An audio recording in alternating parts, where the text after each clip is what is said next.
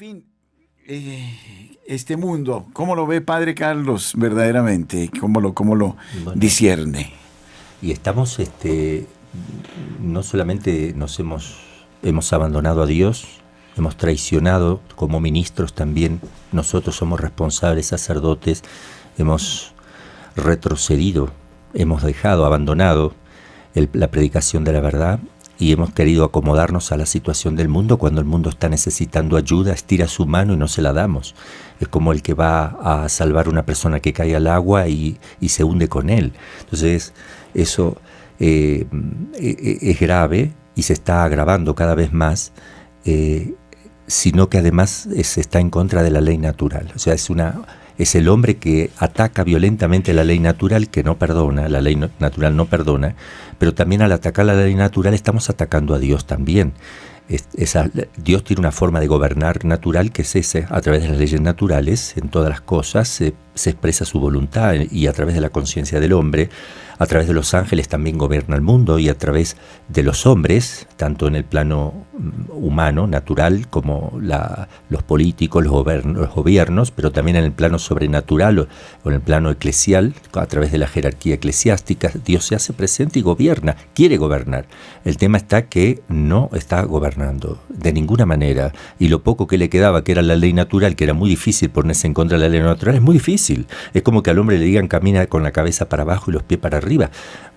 Bueno, acá estamos estamos yendo contra la ley natural de tal manera que la persona cree que puede convertirse en lo que ella quiere. Es un poco lo de el hombre que se quiere hacer Dios. Una persona dice yo soy hombre, bueno, mañana, ahora soy mujer, ahora soy un gato, ahora soy un perro, ahora soy bisexual, ahora soy esto, y guarda si no le respetamos lo que dice.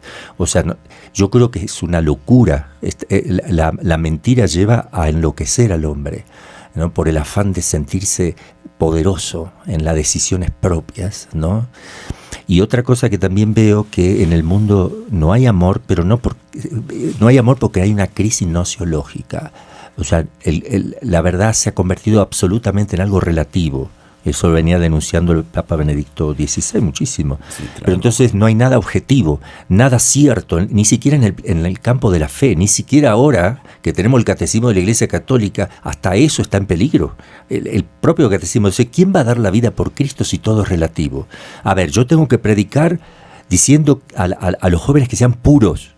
Y viene otro sacerdote y me dice, no, déjalo, que se case con otro hombre, que realice su vida, a ver, ¿qué está pasando? Y el otro me dice que eso es lo nuevo y lo permitido, y nadie les dice nada, y las jerarquías se lo permiten. Entonces hay un serio problema, gravísimo problema. Nos estamos enfermando. Es una enfermedad tremenda porque el pecado hace eso y destruye al ser humano.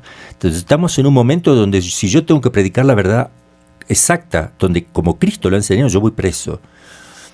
Entonces estamos disponibles, yo no tengo ningún problema en ir preso, y los sacerdotes, bueno, estamos disponibles, basta de que la verdad brille, que Cristo reine clarito, y nos van a poner presos nuestros propios hermanos. Sí. Es para que vea cómo veo yo el mundo ahora y lo que se viene, porque sabemos todo y no lo decimos. Hay sacerdotes contra sacerdotes, hay obispos contra obispos, hay cardenales contra cardenales. Yo soy amigo de algunos cardenales también y yo me conozco cómo está la situación de la Iglesia. Y eso se acerca a un sínodo que ojalá se le dé gloria a Dios, pero también es muy peligroso que con las ideas que se están trayendo se produzca una división grandísima. Esto va a ser en octubre, primera parte del sínodo, y seguirá octubre del 24, seguirá, pero esto, a mi modo de ver, es el inicio de una gran división que ya está en la Iglesia, pero que se va a ir formalizando más. Entonces, ante esta realidad, ¿cómo hacer para que el pueblo de Dios despierte? Yo veo que acá hay un problema de fondo. Perdón que me vaya un poquito para lo anterior que venía hablando. Sí, claro. El tema es que yo creo que hay complicidad, y la complicidad está en la mayoría de la gente que debería predicar la verdad. Por ejemplo, yo he hablado con muchas personas, muchos sacerdotes que están ahí que no saben cómo es la cosa ahora, porque todo se ha cambiado. Ahora viene el tema de la ordenación de mujeres como diáconos. O sea, uno sabe que el Papa Juan Pablo ya habló claramente, que eso está cerrado, que explicó claramente que no es potestad de la Iglesia el permitir la ordenación de una mujer, porque eso es voluntad expresa de Cristo que así sea. O sea, ha cerrado, el caso se abre de vuelta, el caso como... Y el Papa habló diciendo que hacía uso del Espíritu Santo para decir lo que estaba diciendo. Es un documento muy fuerte lo del Papa Juan Pablo II. Entonces, parece que todo es relativo. Ahora me consta que quieren cambiar el catecismo de la Iglesia Católica para que entre todas estas novedades, le llaman novedades que la Iglesia ha descuidado, como por ejemplo la ideología de género también está metiéndose en esto. Ahora se está diciendo que no hay que hablar de conversión porque eso es hacer prosélitos, cuando no, eso es la sustancia del Evangelio. Y hay muchos ministros de la Iglesia que saben eso y miran para otro lado. A mí me duele muchísimo porque no quieren enfrentar la realidad que nos está tocando. Nos quieren cambiar la doctrina. Yo creo que es muy importante volver al catecismo de la Iglesia, estudiarlo bien y aferrarnos, porque el catecismo de la Iglesia recoge toda la tradición de la Iglesia viva. Es la expresión del magisterio. El magisterio se expresa a través del catecismo o compendia todo lo que Cristo ha enseñado y visto a la luz de los padres de la Iglesia y del magisterio anterior. Entonces, lo que está en el catecismo de la Iglesia se puede profundizar, se puede ampliar, pero no se puede contradecir. Y lamentablemente, para poder meter todas estas nuevas ideas que se quieren meter, lamentablemente hay que contradecir la doctrina. Y aquí va a haber momentos muy difíciles para las personas, escándalos, divisiones en la Iglesia, y es lo que nosotros tememos. Y estamos rezando, estamos haciendo penitencia, y es importante que la gente sepa distinguir sin escandalizarse, distinguir las cosas. Hay que formarse bien. Las peleas siempre van a estar en la Iglesia. Hay momentos más difíciles, momentos más de mayor lucha, como estamos viviendo ahora, y creo que se viene muy difícil la cosa. A partir de ahora, si sumamos todo este problema eclesiástico, todo este problema espiritual dentro de la Iglesia, le sumamos podemos hablar de la crisis militar mundial, las guerras que hay a punto de estallar, estamos ahí al filo de la autodestrucción. Podemos hablar de una crisis económica mundial. Se está creando una tensión mundial donde uno se da cuenta que en cualquier momento desaparecemos. O sea, no quiero que se asuste la gente, pero es una realidad. Está dicho, está analizado. Y además en el plano económico estamos llegando a un punto de un quiebre mundial. Socialmente también, políticamente, por donde lo veamos, encontramos un serio problema. Y todo se junta para este año y para el año que viene, etcétera, etcétera.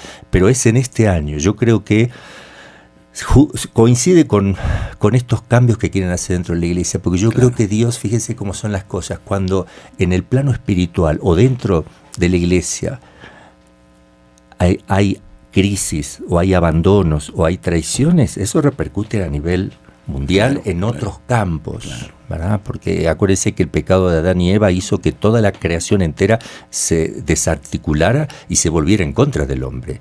O sea, antes había una armonía, pero entonces el pecado lleva a eso.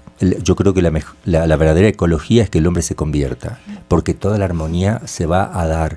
Porque cuando Adán y Eva pecan, justamente ese desorden que no es solamente en el interior del hombre, que es fundamentalmente en el interior del hombre, pero también en orden a todo lo que lo rodea, porque Dios había dicho que dominaran la creación. Estaba la armonía y se rompió. Entonces, cada vez que el hombre comete un pecado, viene un castigo natural. Ni que hablar, el propio castigo es ya el pecado mortal, que es peor que todas las catástrofes naturales, pero siempre conlleva, porque el hombre hasta que no ve, no se convierte, hasta que no se asusta por afuera, porque es muy difícil entender lo que significa un pecado mortal. Es difícil, es gravísimo, pero bueno, al menos las cosas naturales, los catástrofes. Y entonces siempre que el hombre peca, viene un castigo. Eso lo encontramos en la Sagrada Escritura, especialmente y de forma muy eminente en Sodoma y Gomorra, lo vemos muy claro. La predicación de Jonás también, ¿no es cierto? y cuando el pueblo se convierte en Nínive, el castigo no se dio, porque se convirtió. Entonces es importante entender que si estamos con problemas externos, como acabamos de ver, y yo dije simplemente algunas cositas, todo el problema moral, social, político, militar y todo lo que vemos a nivel mundial natural es consecuencia de cómo estamos llevando la vida interior y cómo la Iglesia, que es la custodia de este mundo interior del hombre y de las cosas espirituales, no está haciendo bien las cosas, no estamos haciendo bien las cosas espiritualmente, ¿eh? Y bueno, eso, y la Iglesia, nosotros como Iglesia tenemos que ocuparnos de la lucha espiritual, no tenemos que preocuparnos por la naturaleza, aunque tenemos que respetarla, amarla, pero no es nuestro propósito. Nosotros no tenemos que salir a predicar que tenemos que cuidar la naturaleza por sobre todo. Tenemos que predicar la conversión a Cristo, lo demás se da solito. Perdemos el timón. Yo me acuerdo también siempre una cosa, en la época de los judíos, cuando llegó Cristo, los judíos tenían más de 550 preceptos, no sabían cuál era el más importante, metían preceptos humanos, los mezclaban con los mandamientos, y Cristo tuvo que explicarle cuáles eran los dos principales, y no lo sabían, porque se enceguecen. Y yo creo que ahora estamos igual, no se sabe qué es lo más importante, porque lo más importante es la conversión, es decir, pedir a Dios que perdone mis pecados y ayudar a la salvación de las otras almas. Esa es la redención de Cristo. Vino para la conversión de los pecadores, vino a convertirnos, a salvarnos de los pecados y a destruir la obra de Satanás. Ese es el núcleo y tenemos que salir a prolongar esta misión de Cristo. Ir por todo el mundo, anunciar a todas las naciones el Evangelio, predicando y bautizando, y también en el tercer misterio del Rosario, el de luz, el Papa Juan Pablo puso ese hermoso misterio, ¿verdad? La predicación del Cristo y la llamada a la conversión. La conversión no se puede sacar. Y lamentablemente he escuchado yo de jerarquías hablando de que no hay que convertirse, que no hay que buscar la conversión, que lo importante no es llevar a la gente a la Iglesia Católica, lo importante es la diversidad, lo importante es que seamos distintos y lo importante es que haya una fraternidad, la fraternidad universal, que a mí se me ponen los pelos de punta porque él es un lenguaje masón. ¿Me entiende? Entonces, ¿por qué? ¿Cómo voy a ser hermano del otro?